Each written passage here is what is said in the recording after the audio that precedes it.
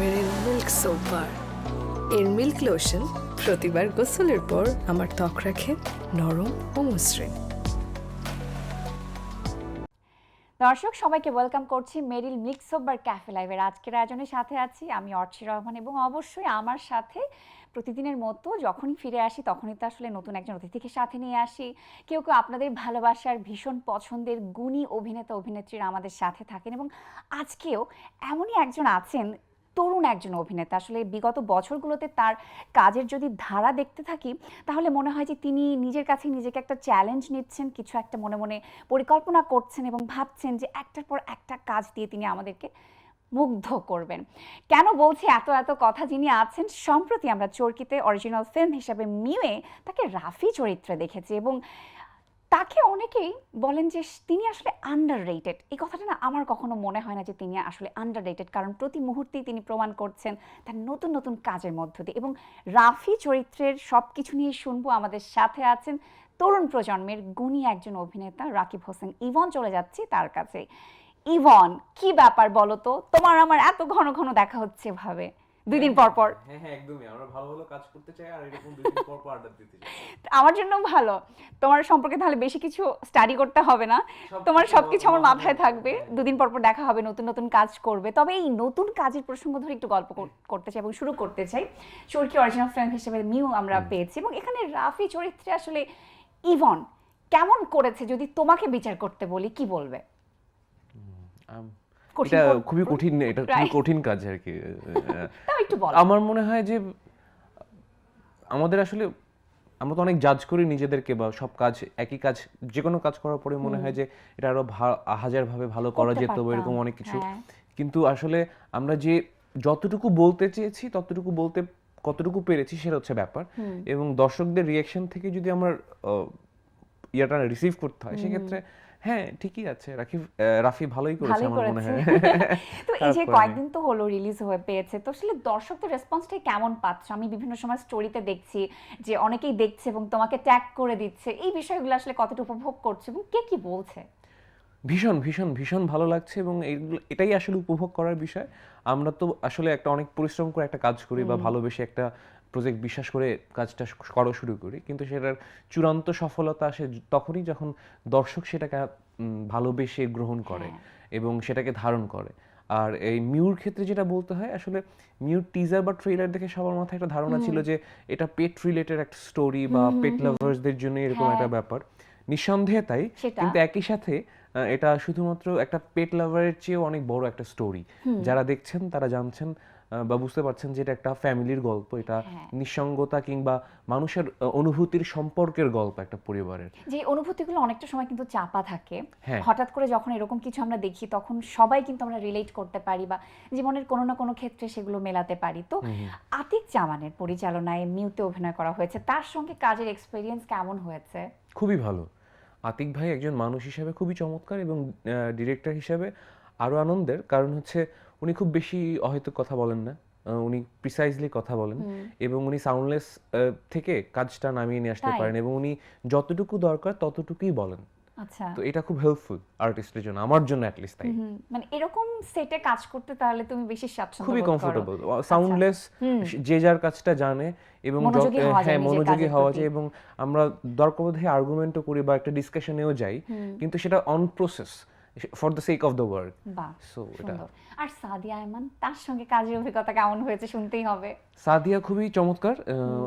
ও একজন কো-আর্টিস্ট হিসেবে বা সহকর্মী যাই বলি না কেন আমরা, ও খুবই দারুণ এবং ও কাজের সময় কাজের মধ্যেই থাকার চেষ্টা করে এবং ও চরিত্রটাকে নিয়ে ওর জায়গা থেকে চূড়ান্ত চেষ্টাটা করে, যেটা আসলে যারা মিউ দেখেছেন, সাদিয়ার কথা আলাদাভাবে ভালো করে না বললেই না, মিউতে সাদিয়া অসাধারণ করেছে আরো অনেক কাজের মতোই, কিন্তু আমার বিশ্বাস এখানে আরো বেশি ভালো করেছে এবং দর্শক তার ওই আবেগ বা অনুভূতি বিড়ালের সাথেই কানেক্ট করে বা ফ্যামিলির মধ্যে থেকে ওই ইমোশনটা ধরতে পারছে। এবং সাদিয়ার সাথে যখন আমার কথা হয়েছিল বলেছিল যে ওর জীবনেও তো এরকম একটা ঘটনা ঘটেছিল এবং এখানে তো আলু যে ওর যে রিয়েল লাইফে যে পেট আলু সেই অভিনয় করেছে, তো সেই খুনসুটি তো সেটে ছিলই। তবে সেটা ছাড়াও আসলে অনেক গুণী অভিনেতাদের সাথে অভিনেত্রীদের সাথে এখানে কাজের সুযোগ হয়েছে। কিংবদন্তি আফজাল হোসেন, আজিজুল হাকিম, আফসানা মিমিদের সাথে কাজের অভিজ্ঞতা হয়েছে। কেমন ছিল সবকিছু মিলিয়ে? উম, আফসানা মিমি, আজিজুল হাকিম, তারপর হচ্ছে আফজাল হোসেন, হ্যাঁ। এদের সাথে আসলে এর আগে আমার কখনোই এত বড় স্কেলে কাজ করা হয়নি। একসাথে মানে সবাই। একসাথে মানে দেখা যাচ্ছে একই প্রজেক্টে আমরা আছি কিন্তু সিন শেয়ার করা হয় না বা এরকম একটা ব্যাপার ছিল। তো সেই জায়গা থেকে এটা আমার জন্য একটা অপরচুনিটিস ছিল। আমার মনে হয়েছে যে আমি এই ধরনের বড় বড় বট গাছের সামনে বা তার ছায়ায় দাঁড়িয়ে কিছু একটা করতে চাই, দেখি পারি কিনা। এবং তারা থাকলে যেটা হয় সাহস বাড়ে। কিছু কনফিউশন স্টার্টিং এ থাকে কিন্তু তারা ওটা এত চমৎকারভাবে এড়িয়ে ওটাকে মিলিয়ে নেয়, যেটা তখন মনে হয় যে না এটাই তো হওয়ার কথা ছিল বা এটা এতটাই এমনই। সহজ হওয়ার কথা, এভাবেই হওয়ার কথা। সেই গল্প শুনছি। তবে আরেকটা গেম খেলবো একটু। মানে একটা গেম দিয়ে শুরু করছি, আরেকটা গেম আছে পরে, তবে প্রথমে এই গেমটা খেলতে চাই। একটা জারের মধ্যে কয়েকটা ছোট ছোট টোকেন কিছু রাখা আছে, কুইজ রাখা আছে, সেখানে দেখতেই পাচ্ছ। সেখান থেকে প্রথমে একটা প্রশ্ন নিতে হবে। তুমি আমাকে দাও, আমি পড়ে ফেলি। আজকে তোমাকে পড়তে দিব না। নাও, এটা হচ্ছে লেখা। আচ্ছা, ভালো কাজে অল্প উপস্থিতি দিয়েও সবার মন কেড়ে নিচ্ছেন ইভন, রহস্য কি? অল্প উপস্থিতি আর বিস্তর উপস্থিতি তো একটা আলাদা কনসেপ্ট। আমার মনে হয় আমার যে প্রজেক্টটা আমার মনে হয় আমি অ্যালাইনড বা স্টোরি বা গল্পের ভিশনের সাথে বা যেটা আমরা প্রত্যাশা করছি সেটার সাথে যখন আমি কানেক্ট করি আমার মনে হয় ওই ব্যাপারটা অতটা ম্যাটার করে না আসলে।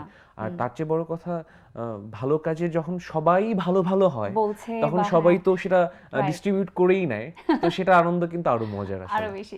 সেকেন্ডটাতে যাই। আচ্ছা পড়ো, এটা তুমি পড়ো। আমি পড়বো? হ্যাঁ। ওকে। বড় প্রশ্ন। সিঙ্গেল হিরো হিসেবে চলচ্চিত্রে সাফল্য না পেলেও ওয়েব কন্টেন্ট ও ফিল্মে গুরুত্বপূর্ণ চরিত্রে প্রশংসা পাচ্ছেন, এর কারণ কি হতে পারে মনে করেন? Well, ভাববার বিষয়। হ্যাঁ না, সাফল্য না পেলেও আমার এই জায়গাটা একটু আপত্তি আছে।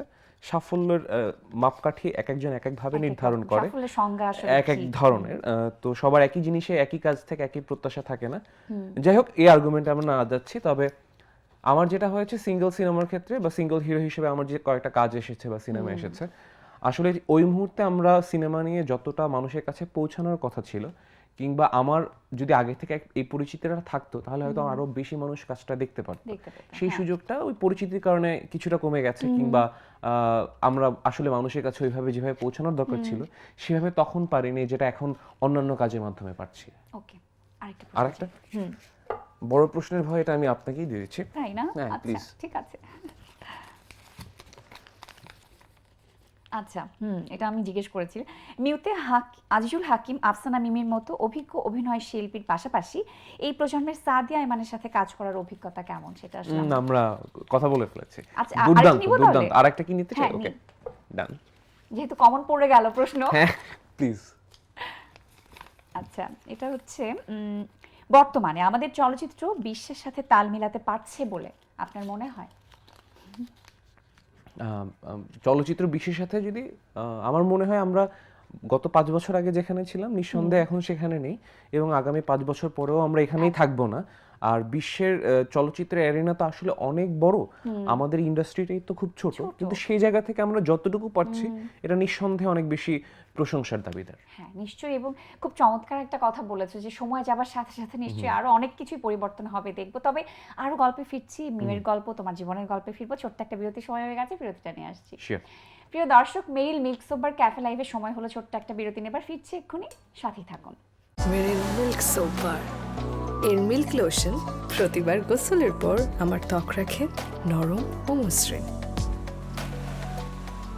প্রিয় দর্শক, বিরতির পর আবারও ফিরে এলাম মেরিল মিল্ক সোবার ক্যাফে লাইভের আজকের আয়োজনের সাথে আছি আমি অর্চির রহমান, এবং আমার সাথে আছেন এই প্রজন্মের একজন পছন্দের প্রিয় অভিনেতা বলতেই হবে, রাকিব হোসেন ইভন। চলে যাচ্ছে আবারও তার কাছে। আচ্ছা, বিরতিতে যাবার আগে বা আমি শুরুতে যেটা বলছিলাম যে অনেকেই তোমাকে বলে যে তুমি আন্ডার রেটেড, তুমি তোমার প্রতিভা ঠিকমতো ফুটিয়ে তুলতে পারছো না। এই কথাটার সাথে কি তুমি একমত? আমি একমত না, সেটা আমারটা বলেছি, কিন্তু তুমি কি একমত? আমার মনে হয় আমি এই আন্ডাররেটেড হওয়ার এই ছাতাটা আমি কিছু আরো কয়েক বছর ইউজ করতে চাই। কারণ হচ্ছে যতদিন আমার আসলে এই প্রেশারটা আমি নিজের কাঁধে ওইভাবে না নিচ্ছি ততদিন আমি আমার মতো করে কাজটা করার সুযোগ পাবো। যখনই আমি আরো আনুষঙ্গিক 10টা বিষয়ে কনসার্ন হব, তখন হয়তো আমি আসলে অনেক টেকনিক্যাল হওয়া শুরু হ্যাঁ। করব, যে ব্যাপারটা একজন শিল্পী হিসেবে আমার খুব বেশি পছন্দ না আসলে। ওই প্রেশারটা নিয়ে কাজ করা আসলে খুব একটা সুবিধার হবে না। বাহির থেকে আসলে দর্শকেরা অনেক কিছুই বলতে পারেন বা ইন্ডাস্ট্রির অনেকেও বলতে পারেন, কিন্তু তোমার মতো করে তো তুমি কাজ করেই যাচ্ছ। জি। কেননা গত বছরও তো আমরা তাণ্ডবে, বোহেমিয়ান ঘোড়াতে তোমার দুর্দান্ত কাজ দেখেছি। তো এবারের ঈদ বা কোরবানির ঈদ বা এই বছরটা নিয়ে আসলে তোমার কি পরিকল্পনা, ভাবনা বা কাজকে ঘিরে আসলে কি ভাবছো? আহ, এবারের এই রোজার ঈদের ক্ষেত্রে আমার মনে হয় আমি ঠিক আমাদের দেশের বাকি 17-18 কোটি মানুষের মতোই আমাদের প্রত্যেকটা সিনেমার জন্য আমি আর কি শুভাকাঙ্ক্ষী, এবং আমি দর্শক হতে চাই। এই সিনেমায় যেহেতু আমার নিজের কোনো কাজ থাকছে না, কিন্তু এবছর সামনে আরো 2টা সিনেমা আসার কথা। একটা সিনেমার নাম হচ্ছে ট্রাইব্যুনাল, আর একটার নাম হচ্ছে চারুলতা। ট্রাইব্যুনাল মোস্ট প্রবাবলি কোরবানি ঈদে আসতে পারে, আর চারুলতাটা হয়তো পুজোতে রিলিজ পাবে ইনশাআল্লাহ। আচ্ছা, এবং এই দুটো সিনেমার কথা যে বলছিলে, কাজের অভিজ্ঞতা কেমন হয়েছে? মানে সবকিছু মিলিয়ে তুমি তোমার চরিত্রে আসলে কতটুকু কাজ করতে পেরেছো? আম, আমরা তো চেষ্টা করি পুরোটা দেওয়ার, সব সময় দিতে পারি না। অনেক সময় দেওয়ার পরেও দেখা যায় যে ভিজুয়াল দেখে ডিফারেন্ট কিছু মনে হচ্ছে, কারেকশনস থাকেই। কিন্তু আমার মনে হয় 2টা কাজই আমরা যতটুকু করেছি, আমরা চেষ্টা করেছি সর্বোচ্চটা দিয়ে ওই মিনিমাম কোয়ালিটিটা এনশিওর করার জন্য, এবং 2টা কাজই আমরা সেটা করতে পেরেছি। এবং বাহ। স্পেশালি যদি আমি ট্রাইব্যুনালের কথা বলতে হয়, আমার মনে হয় এটা একটা ওয়ার্ল্ড ক্লাস প্রোডাকশন হতে যাচ্ছে ইনশাল্লাহ। ও নাইস, এটা ভাল লাগলো শুনে। তাহলে একটু দেখার অপেক্ষায় থাকছি। আরেকটা, আমি গেমে চলে যাচ্ছি, 10-এ বস। আমি কিছু প্রশ্ন করব, সেখান থেকে আসলে আমার ইচ্ছে থাকবে, চেষ্টা থাকবে, যেভাবেই হোক আমি তোমাকে বশ করতে যেন পারি। তুমি ঠিকঠাক মতো অ্যান্সার দিয়ে যাবে। হ্যাঁ, হ্যাঁ, আর টুইস্টটা হচ্ছে রুবিক কিউবসটা খেলতে খেলতে অ্যান্সার দিতে হবে, সেটা যত তাড়াতাড়ি আসলে র্যাপিড ফায়ারের মতো। ওকে, তাহলে প্রথম প্রশ্ন এটা যাবো? মেলানোর কোনো চাপ নাই, হ্যাঁ, কিন্তু আমরা ওটা- যাই। হ্যাঁ, কিন্তু হ্যাঁ, খেলতে হ্যাঁ, হবে, হ্যাঁ, তোমার মনোযোগটা যেন অন্যদিকে থাকে। হ্যাঁ, হ্যাঁ। আচ্ছা, কাজটির নাম মিউ কেন? কারণ মিউকে কেন্দ্র করেই গল্পটা পুরোপুরি আবর্তিত হয়েছে, তাই। আচ্ছা, শাকিব খানের সাথে কাজ করে কেমন লেগেছে? অসাধারণ, অসাধারণ, আই লাভ হিম। আচ্ছা, মোশাররফ করিমের সাথে কাজের সময়ের মজার কোনো ঘটনা? অনেকগুলো এমন মানে, একটা কোনো স্পেসিফিক মনে পড়ছে এখন? হ্যাঁ হ্যাঁ, মানে ভাই তো প্রচুর ইম্প্রোভাইজ করেন, এবং উনি ক্যারেক্টারের থেকে স্ক্রিপ্টের বাইরে যে কীভাবে যেন অদ্ভুতভাবে ইম্প্রোভাইজ করেন। এবং কয়েকটা সময় এমন হয়েছে যে আমি ইম্প্রোভাইজে একটা ইনস্ট্যান্ট কাউন্টার দিয়ে দিয়েছি, এবং উনি মজা পেয়েছেন। এবং সিন কাটার পরে Wow. বলছেন, সেলিম এটা খুব সুন্দর, এটা রাখ, এটা এভাবে কর। এরকম অনেক মোমেন্টস ছিল আমাদের আচ্ছা। আসলে। অভিনয়ের বাহিরে আর কিছু করা হয় বা করার ইচ্ছে আছে? না, আমি আসলে খুবই অলস প্রকৃতির মানুষ। আমি অভিনয় ভালোবাসি, আমি অভিনয়, সিনেমা, এর বাইরে কিছু করি না, কিছু ভাবতেও পারি না, ভাবতে চাইও না, দেখা যাক কি হয়। বা একদম স্ট্রেইট কাট, যা যা বলার। ওকে, আচ্ছা, মঞ্চ, টিভি, চলচ্চিত্র, ওটিটি কোন মাধ্যমে কাজ করার সন্তোষজনক অভিজ্ঞতা হয়েছে বা ভালো লাগে? ওয়েল, মঞ্চের তৃপ্তি পৃথিবীর অন্য কোথাও পাওয়া যাবে না। সিনেমা হচ্ছে দ্য লার্জেস্ট মিডিয়াম, যেখানে আসলে মানে সিনেমাই সিনেমা, আর ওটিটিতে আসলে ডিটেইলিং করার সুযোগ থাকে। সো যে যার জায়গায় সেরা, কিন্তু একজন থিয়েটার কর্মী হিসাবে আমার মনে হয় মঞ্চ হচ্ছে বেস্ট প্লেস, অ্যান্ড দেন অবশ্যই সিনেমা এবং ওটিটি। আচ্ছা, এরপরে যে লাস্ট প্রশ্নটা করব, এটাতে যদি তুমি একদম ঠিকঠাক অ্যান্সার দাও তাহলে আমি তোমাকে 10-এ 10 দিব। ওকে, ঠিক আছে? ওকে। তোমার প্রিয় পরিচালককে?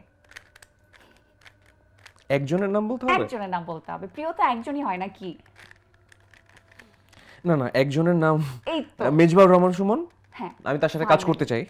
আচ্ছা, তাহলে প্রিয় সে। ওকে, হ্যাঁ, অবশ্যই 10-এ প্রিয়। 10 যাও, 10-এ 10 থ্যাংক দিয়েছি। You, thank you. এবং আপকামিং যেহেতু কাজগুলো নিয়ে কথা বলছিলাম, ছোট্ট করে একটু আমি শুনতে চাই আসলে যে এখন কোন ধরনের চরিত্র বা কেমন চরিত্রে কাজ করার তোমার ইচ্ছে আছে? ওকে, খুব ভালো প্রশ্ন। গল্প বা কেমন চরিত্র? ডিফিকাল্ট কিছু, আমার মনে হয় সাইকোলজিক্যালি ট্রমাটাইজড ক্যারেক্টার কিংবা লেয়ার্ড ক্যারেক্টার করার মধ্যে আমি একটু বেশি আনন্দ পাই, যেটায় আমি চ্যালেঞ্জ ফিল করি। এবং জীবনের গল্প, মানুষের জীবনের গল্প, গল্পের মধ্যে অনুভূতি এবং সম্পর্কের এই যে আন্তঃলেনদেন, আন্তঃক্রিয়া, যে সম্পর্ক হ্যাঁ হ্যাঁ, যেগুলো। এই ব্যাপারগুলো আমাকে খুব বেশি ভালো লাগে।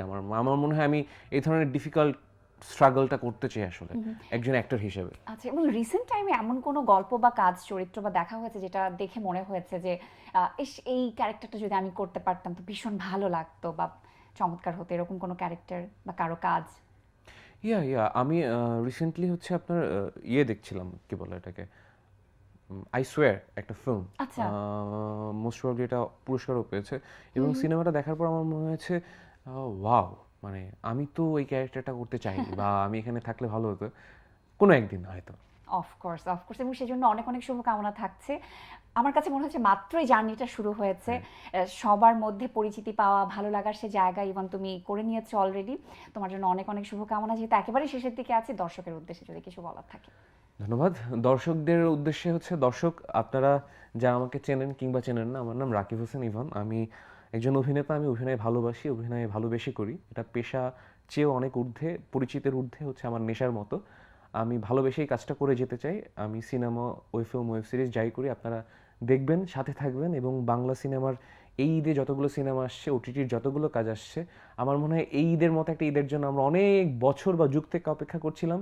এই দিন ইনশাল্লাহ আমরা সবাই একসাথে মিলে সিনেমা দেব ইনশাল্লাহ। চমৎকার ইভন, ভীষণ ভালো লাগলো। সবসময় ভালো লাগে যখনই গল্প করি, আড্ডা দিই। তবে আরো বেশি কাজ করতে হবে, কারণ খুব শীঘ্রই তাহলে আমাদের দেখা হবে। হ্যাঁ, বারবার দেখা হবে। নতুন কাজ নিয়ে শুনতে হবে। অনেক ভালো থেকো, বিদায় নিচ্ছি। Same to you. Thank you. প্রিয় দর্শক, আজকের মতো বিদায় নিচ্ছি মেরিল মিল্ক সোবার ক্যাফে লাইভ থেকে। আবারও দেখা হবে নতুন অতিথিকে সাথে নিয়ে, আপনাদের সাথে আবারও ফিরে আসবো গল্প আড্ডা নিয়ে। সে পর্যন্ত সবাই ভালো থাকবেন, সুস্থ থাকবেন, যেখানেই থাকবেন নিরাপদে থাকবেন।